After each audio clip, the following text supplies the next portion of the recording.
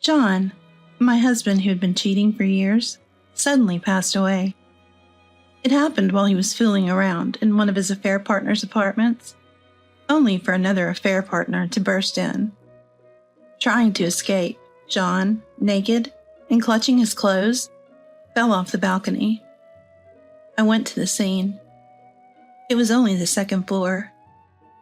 It wasn't that high, and he might have broken some bones, but should have survived. John must have thought he could jump and get away. He was just unlucky. Maybe this was some sort of cosmic punishment for him. When the police showed me a photo of John lying there, I felt less sadness than a sense that he got what he deserved. I was tired of his antics, and any love I once had for my breadwinning husband was long gone. To be honest, I didn't much care about the outcome. The bigger issue now is my mother-in-law, Sarah. I'm Nancy, a soon-to-be 45-year-old working mom. I married John 12 years ago, but we only started living with my in-laws 3 years ago. The catalyst was the passing of my father-in-law, Daniel. Sarah and I used to get along until she learned John was hardly ever home because he was cheating with multiple women. Especially when she drinks, she gets nasty. Sarah loves alcohol and always drinks at night, but she can't handle her booze. I hate to say it, but I often get blamed for John's affairs. People always assume, if John is cheating, then it must be Nancy's fault, right? Some even go as far as to say, Nancy lacks charm. It's her fault for not being enough for John. My mother-in-law, Sarah, always defends John. Why should John settle for someone as unattractive as Nancy? I was looking forward to having handsome grandchildren who look like John. It's one thing when she talks about me, but I can't stand it when she talks about Elizabeth, who is similar to me. I hate to break it to you, but John doesn't want to leave me. And wasn't it you, Sarah, who wanted us to live together? Shut your mouth. You're telling blatant lies. You should be serving your mother-in-law, not talking back. Sarah always dismisses anything that doesn't suit her agenda, saying a daughter-in-law should simply endure. Come to think of it, it makes sense that John turned out the way he did with a mother like Sarah.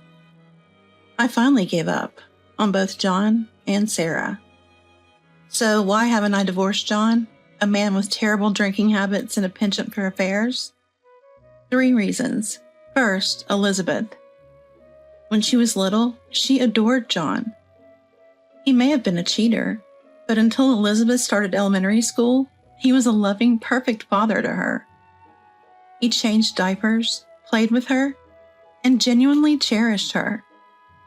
Elizabeth was truly special to me, and all I wanted was for him to continue to be a good husband and father.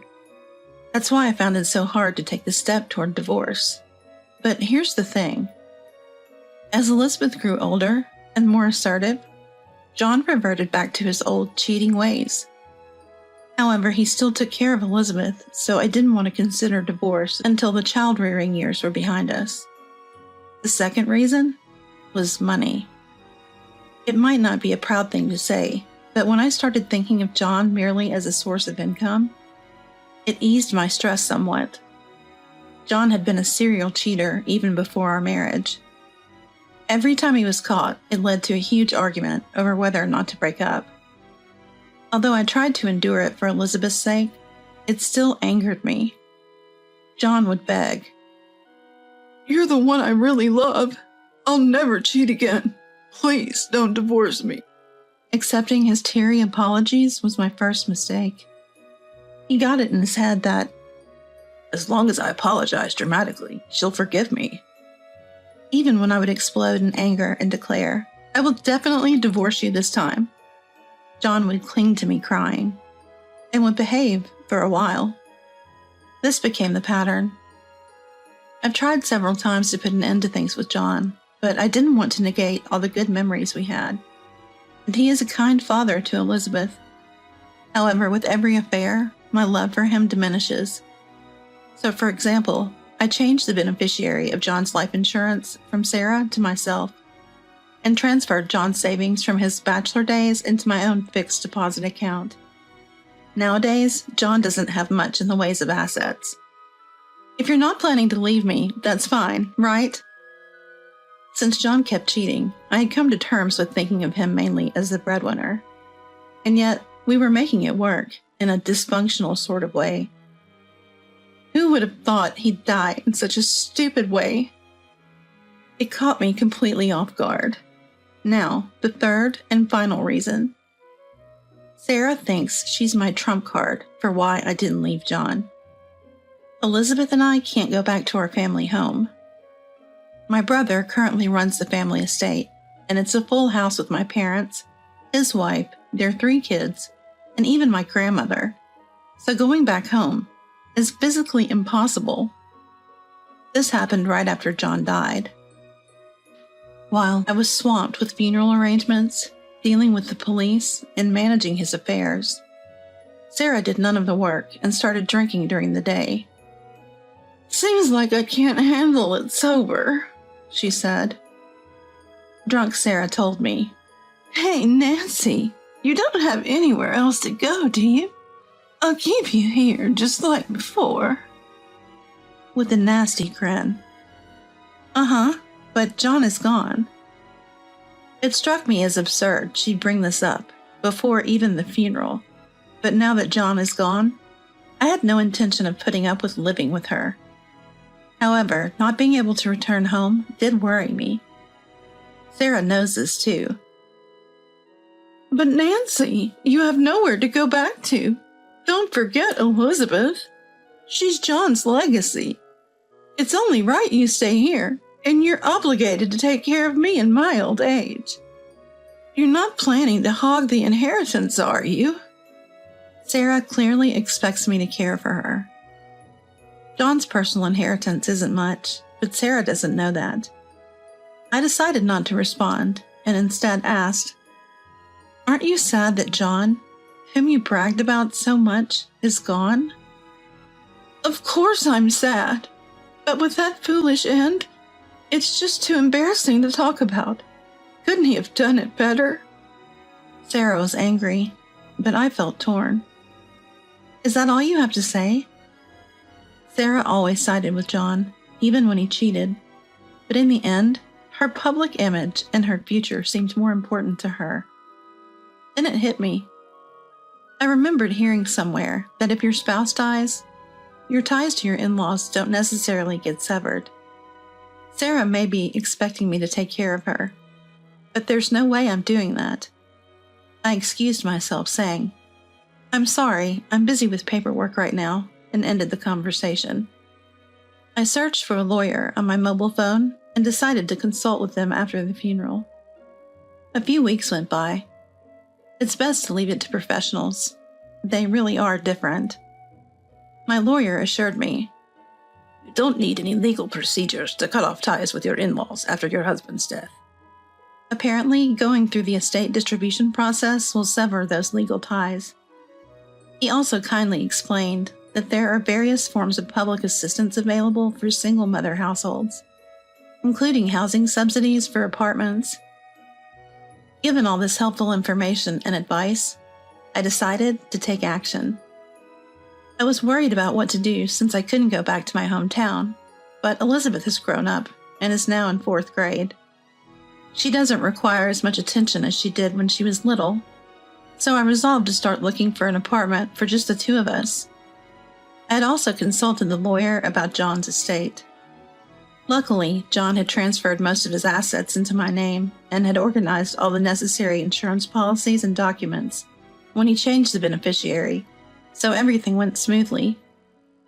Heeding the lawyer's advice, I decided to take legal action against John's mistresses as well. John, ever the meticulous person, had noted down the contact information and addresses of his mistresses, 7 in total. I demanded compensation from each of them, ensuring they financially regretted their involvement with the married man. Time flew by, and before I knew it, John's memorial service was upon us. Sarah was desperate to hide the real reason for John's death from the family, claiming at the funeral that it was a sudden accident.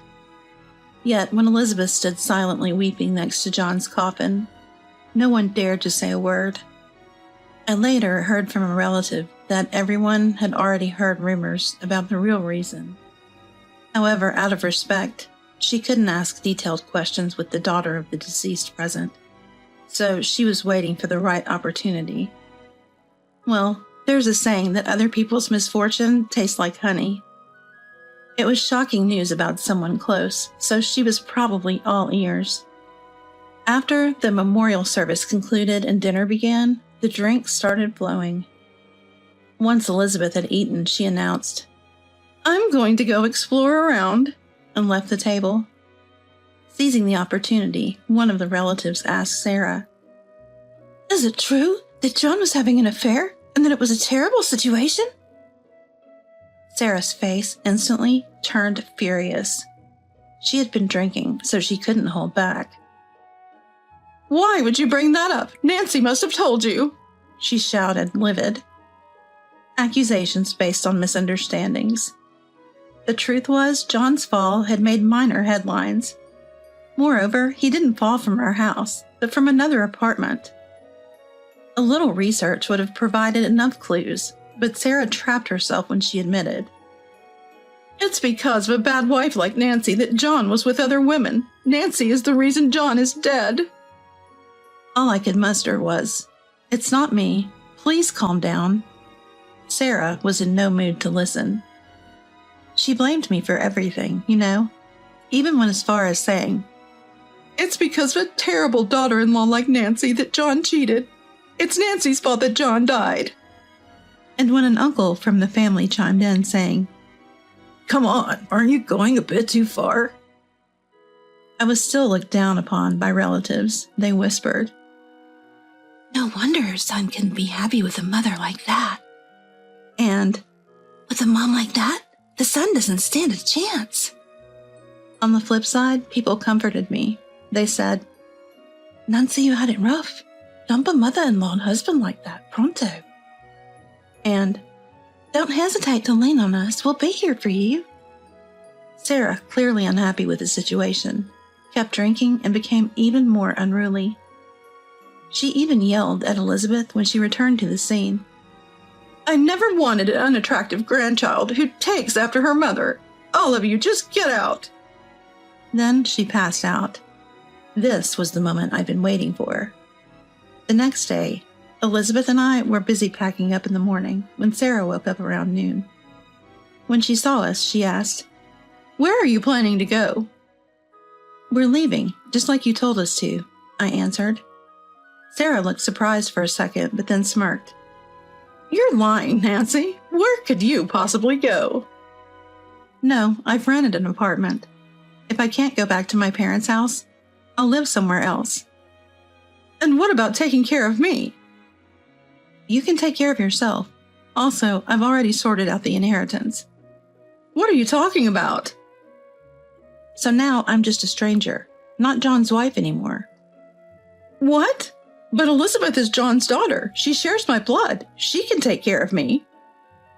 "No thanks. I won't sacrifice sweet Elizabeth's future for elder care. You announced in front of everyone that we should leave because you don't need Elizabeth, remember? Our relatives are willing to be witnesses. We're leaving, just like you wanted." Last night, after Sarah had gone to sleep, I talked to our relatives and told them we were planning to leave. All the relatives who saw Sarah's outrageous behavior were convinced. Sarah, frustrated that things didn't go her way, stomped her feet. "Then leave John's inheritance behind." "The inheritance is actually negative, just a heap of debt from consumer loans. Can you handle that, Sarah?" John had been cheating all over the place. Even though I was the one managing our savings and his income, I always wondered where he got the money to mess around. It turns out John had been secretly accumulating debt, something I discovered while investigating his affairs and going through his belongings. "How much is it?" Sarah nervously inquired. "Roughly around $30,000. Oh, I'm going to renounce the inheritance, so please take care of it, Sarah." As Sarah stood there speechless, I quickly made my exit. Renouncing the inheritance is the only way to avoid repaying the debt. I have alimony from 7 people and will receive John's life insurance payout. Life insurance isn't subject to inheritance, so renouncing it doesn't affect me. But Sarah can't renounce it, or rather, she can't afford to. After Daniel passed away, as part of inheritance planning, the house she lived in was put in John's name. She can't just renounce the debt and would lose her house if she renounced the inheritance. I don't plan to continue living in the in-laws' house, so I don't mind renouncing it. Fine, I can pay off $30,000. I have a house. I heard Sarah yell from a distance. She's naive. Her only option for repaying is her pension. But the terrifying thing about consumer loan interest is that it compounds. Depending on the monthly repayment, the debt could stay the same or even increase. She'll be in debt forever. Regardless of what happens next, neither Elizabeth nor I plan on helping her out.